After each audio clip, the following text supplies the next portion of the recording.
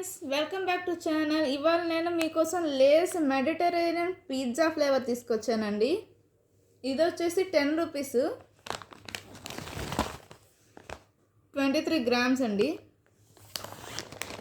Open చేసి చూద్దాము దీని టేస్ట్ ఎలా ఉందో. చూసారు కదండి, కొంచెం డిఫరెంట్గా ఉంది ఇది. వావ్, చూసారు కదా. దీని టేస్ట్ ఎలా ఉందో చూద్దామండి. ఇప్పుడు నేను టేస్ట్ చూసి చెప్తాను.